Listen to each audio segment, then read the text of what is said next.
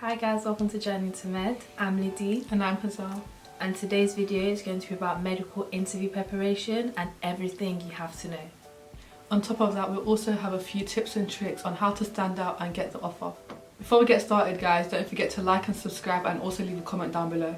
We're going to be starting with the general things that you absolutely have to know for the interview. A lot of the time we aren't told about these things. I personally had to go and do research in order to acquire this information, but here we are providing you guys with all of it. So the National Health Service is a really important thing in our country that a lot of people use to access free healthcare. So ensure that you're aware of what CCGs are, clinical commissioning groups, the effects of privatisation on the NHS today, and other subtopics that you should know. I think it goes without saying that you should all be aware of what the ethical pillars are. So these are justice, autonomy, non-maleficence and beneficence. Just be able to talk about them confidently and use them when you're talking about ethical issues.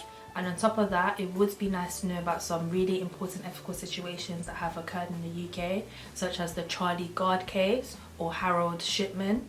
And although these cases aren't necessarily recent, there are some new things that you should be aware of as well, such as the impact that technology is having on healthcare today. A lot of articles are being written on that, so make sure that you know a few things. A good way of keeping up on current healthcare issues that are happening in the UK is to download Twitter and just follow lots of different health accounts, including BBC Health and the NHS. Definitely guys, I literally made Twitter just for the sole purpose of seeing what is affecting the NHS. I know it's a bit sad, but I didn't really use it prior to that. And honestly, it was very useful for that reason. So I definitely suggest keeping updated. Don't check the news in December and think that what you see then is going to be appropriate for an interview all the way in February. You have to be regularly doing this, especially if you don't know the dates of your interviews yet.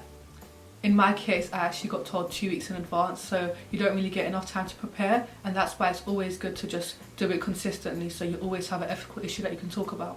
Make sure that you guys are aware of the problems facing the NHS, and these include the ageing population as well as obesity and diabetes. These things are definitely nearly always brought up at interviews, so having a core knowledge of what it is in the UK, how it's affecting people's day-to-day lives would be really good. So moving away from the NHS, it is so important to know about the university that you're applying to. 100%. As in, genuinely sit down and do research on everything you have to know about the university, how your course is going to run, the societies that they offer, everything.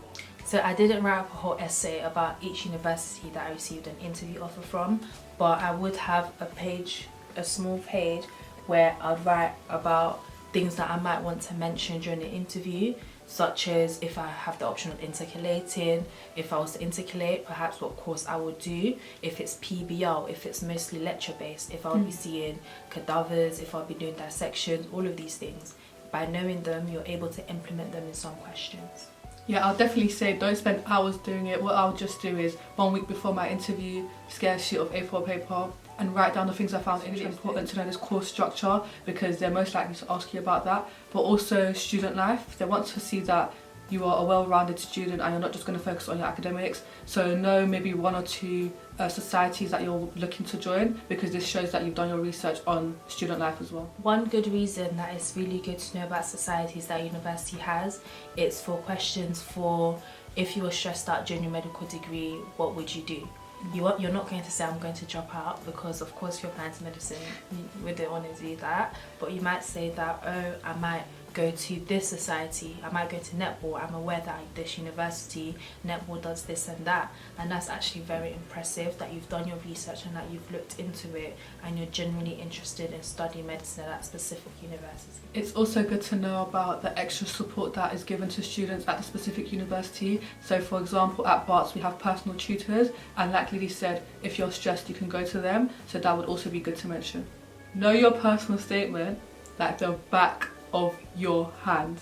I would literally recommend printing out a copy of your personal statement and looking at every single sentence individually and planning what questions you could be asked. For example, like on your introduction sentence, if you said, this is the reason I want to do medicine, just expand on that bit because you might be asked about it. And don't underestimate the interviewers, because they can pick up on the smallest thing in your personal statement and ask you to expand on it. So if you lied, you know, this is the part where you expand on your lie, I guess. Yeah.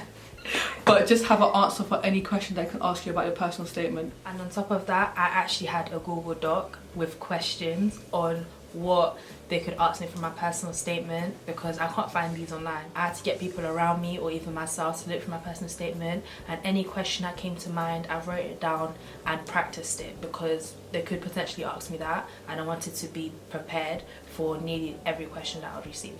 A really big red flag in interviews is to insult another profession.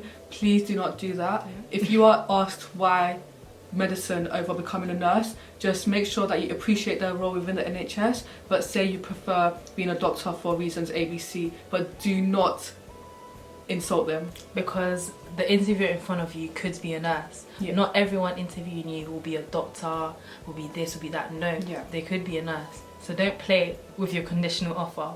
Compliment every profession if it comes up. If you're going to mention a scientific word or a scientific concept in your personal statement, in your answers, be prepared to back it up with scientific knowledge, because this will usually prompt the interviewer to ask you more about what you've read, to ask you more about your opinion or your ideas, and the last thing you want to do is be caught up in a lie. And if you are well knowledge, it's actually a good way to guide your interview in the direction you want it to go, but this can also go really wrong if you don't know what you're talking about, so please do your research. Yeah, don't dig a hole for yourself. If you mention a scientific concept in an interview, be prepared to define it. Guys, please make sure that you're using really good terminology in all of your answers. Don't say these different specialists work together. No, mention that it was a multidisciplinary team.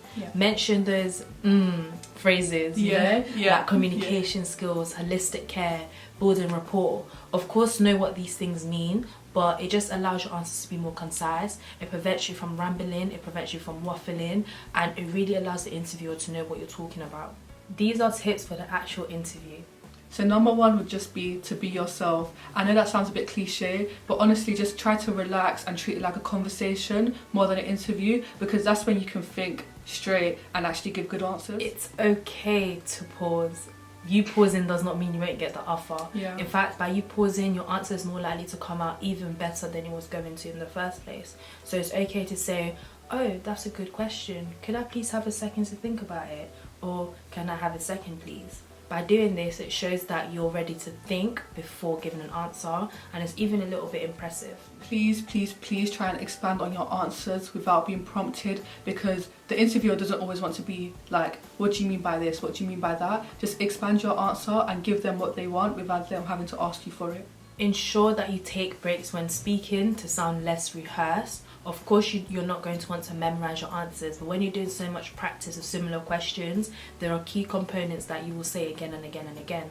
So in order to prevent sounding robotic, ensure that you speak slowly and that you take pauses while talking. This does kind of go without saying, but make sure you are dressed formally for your interview and that you actually look the part. Don't come in just jeans and a shirt. Try and come in more formally, because that shows the interviewer that you're taking this seriously and you do actually want to get the offer. Just adding on top of that, physical appearance does contribute towards someone's first impression, so ensure that the impression you want to leave is an unforgettable one in a good way. Components like eye contact, a good posture really contribute towards your demeanour and how you come across to the interviewer. You want to come across confident, like someone who could possibly be a future doctor, and that you know what you're saying. So these two components are very important. Try and smile and look happy in your interview. I know that sounds a bit silly, but especially when you're thinking of an answer, it can be really tempted to just have a straight face. But if you smile, you look more enthusiastic, and it just helps you build rapport with the interviewer. In saying that, of course, don't smile too much to the point where you look a bit unstable. It's good to be keen, but don't overdo it. Have good sentence starters for your sentences. For example, in my understanding, overall, alluding to this point. These sentence starters are actually really useful, and they allow you to cancel your waffling, completely cancel it. It's really good. It's really important that you try not to fidget in your interview, because it makes you come across as someone who's distracted easily. So if you want to help yourself, maybe sit on your hands or just put them on the table, just to show that you are giving your full attention to the interviewer. Try to get into a habit where you're speaking formally. It might be a bit difficult at first. For example, me and Hazel always used to say, well, we still do, but during interview period we used to say basically or like. Yeah. So we were strongly suggested by our teachers to reduce this, so we tried to implement this in our everyday lives, where we'd speak a bit more formally to kind of replicate the interview setting, and it really helped us tremendously. It really helped us tremendously. It's really impressive if you can link the qualities that a doctor has to your own experiences, for example your work experience or your volunteering. So I really suggest you do this if you can, for example with communication skills or teamwork skills. And that's all we have today for our video. We really do hope that it was useful and that it helped you in some way. Thank you very much for watching, guys. Please don't forget to like, subscribe and comment, and also follow us on social media. Stay tuned for next week's video, where we'll be discussing the difference between panel and MMIs and also providing advice for each. See you soon!